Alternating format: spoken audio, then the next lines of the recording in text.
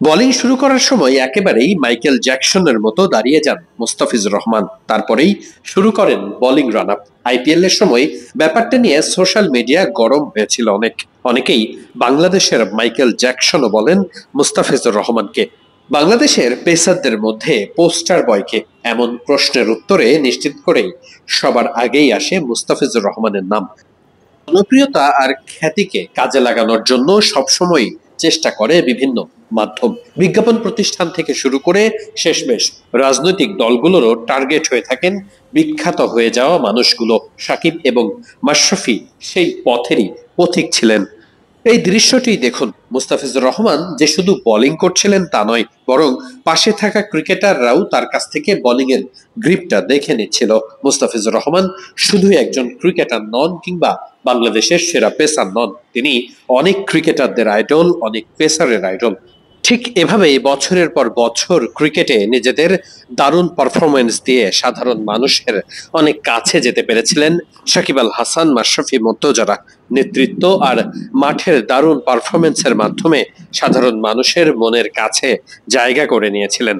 আর ঠিক সেই জায়গার ভারতটাকেই কাজে লাগিয়েছে রাজনৈতিক দলগুলো। শেষমেশ রাজনৈতিক দলগুলোর পতনের সাথে সাথে সেই ক্রিকেটারদের মান সম্মান সবকিছুই ধুলোয় মিশিয়ে যেতে সময় লাগেনি এক ফোঁটাও। দেশের হয়ে সব থেকে খ্যাতি কোরানো সাকিব আল হাসানও হত্যা মামলায় আসামি হয়ে যান, নিশ্চিত করেই এটা বাকি সব ক্রিকেটারদের জন্য বড় শিক্ষা বটে। ক্রিকেটারদের শুধুমাত্র ফোকাসটা থাকা উচিত ক্রিকেটেই কিনা, এটা নিয়েও প্রশ্ন উঠছে অনেক। খুব স্বাভাবিকভাবেই মুস্তাফিজুর রহমানদের প্রশ্ন করা হলে তারা হয়তোবা উত্তর দেবেন রাজনীতিতে তাদের কোনো ইন্টারেস্ট নেই। ব্যাপারটা কয়েক বছর আগেও সাকিবের কাছ থেকে একই রকমই উত্তর পাওয়া গিয়েছিল। এমনকি মিরপুর বঙ্গবন্ধু স্টেডিয়ামে দাপিয়ে বেড়ানো মাশরাফিও যে কখনো রাজনীতি করবেন সেটাও তিনি ঘুণাক্ষরেও আঁচ করতে পারেননি, দেননি তেমন কোনো আভাস। তবুও দিন বদলের একটা সময় গিয়ে তারা রাজনীতিতে জড়িয়ে পড়েছেন, আর পতনের সময়টাতে তারাও সেই বিভ্রান্তিটাই পড়েছেন। মোস্তাফিজুর রহমানরাও ভবিষ্যতে এই বড় ধরনের ফাঁদে পা দেবে কিনা সেটা নিয়ে তাই আলোচনা হচ্ছে।